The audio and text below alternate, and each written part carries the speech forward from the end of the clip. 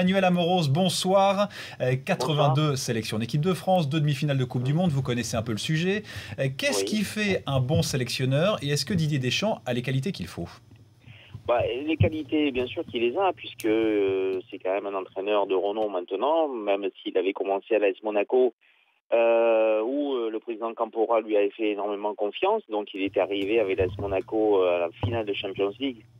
Et c'était peut-être pas évident pour lui. Et je crois qu'il a maintenant un aura extraordinaire par rapport au tout le travail effectué comme entraîneur à Monaco et bien sûr à l'Olympique de Marseille, puisque dans les 3 années où il a entraîné l'Olympique de Marseille, il a gagné 6 titres, je crois. Donc je crois que ça fait un successeur de Laurent Blanc en puissance. Vous avez été vous-même sélectionneur du Bénin. Qu'est-ce qui s'est Ouais. négocié entre Noël Le Graët et Didier Deschamps? Le salaire, le staff, les objectifs?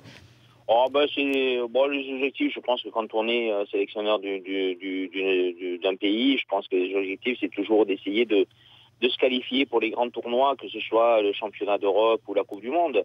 Non, après c'est toute une négociation de savoir si bien sûr le salaire rentre en compte, mais bon, je ne pense pas que ce soit une priorité pour Didier Deschamps, mais c'est de vouloir travailler avec un staff peut-être bien à lui, avec les mains libres pour pouvoir bien sûr sélectionner des joueurs que lui voudra prendre et voir aussi comment évoluer avec ces joueurs-là.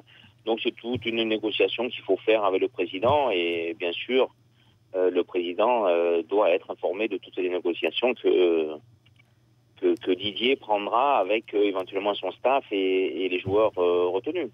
Alors Manuel Amoros, on a vu ce qui s'est passé à l'Euro, sur Oui, le terrain et surtout en dehors des terrains. C'est vraiment un oui. boulot qui fait envie, sélectionneur de l'équipe de France? Non, pas énormément, non. Non, mais je pense que on a des joueurs qui sont vraiment inconscients, quoi. Quand on voit que ils ont tout pour réussir, ils ont l'argent, ils jouent dans des grands clubs à l'extérieur de la France, ils sont très cotés. On a l'impression que c'est des enfants très gâtés, qu'il faut rien leur dire, rien leur reprocher, même quand ils font des mauvais matchs. On a l'impression qu'ils s'impliquent pas totalement dans l'équipe de France. Et c'est un peu dommage parce que, comme j'ai dit, il y a des joueurs de qualité et c'est dommage qu'ils s'investissent pas davantage. Alors, est-ce qu'il faut un entraîneur qui soit plus rigoureux? Est-ce qu'il faut changer, excusez-moi, les joueurs qu'il y a? Moi, j'avais dit après, bien sûr, la, la prestation des Bleus et en Coupe du Monde en Afrique du Sud qu'il fallait quand même changer pas mal de choses. Et on est retombé malheureusement dans les mêmes travers à travers ces joueurs-là. Mais bon, il faut que ça change. Il faut que tout le monde prenne une responsabilité. Alors Et Manuel Amoros, oui, parlez-nous un petit peu du meneur qu'est Didier Deschamps. Vous avez joué avec mm, lui à Marseille, il était capitaine ouais, en mm. 93. Est-ce que c'est un bon meneur? Est-ce qu'il pourra tenir ces joueurs? Ah ben, de toute manière, ça va être sûrement une tâche que le président de la fédération lui donnera. Mais est-ce qu'il va sélectionner aussi les meneurs, enfin les meneurs entre guillemets, les joueurs à fort caractère et qui s'expriment plus en dehors du terrain que sur le terrain? Donc à partir de là, il faut voir avec lui. Mais je pense que Didier a plutôt envie d'essayer de voir avec d'autres joueurs. Ou alors, s'il voit avec les joueurs qui ont foutu le bordel en championnat d'Europe, il faudra discuter, dialoguer avec eux et surtout ne pas recommencer les erreurs qu'on a faites en 2010 et en 2012. Un dernier mot, Manuel Amoros, et puis on va vous rendre Oui. à votre soirée. Vous êtes de la génération Platini, comme on dit. Deschamps, c'est la Oui. génération Zidane, la génération qui Mm. suit. Oui. Parfois, on a parlé de rivalité. Est-ce qu'il y a deux clans dans le football français entre les anciens et les modernes?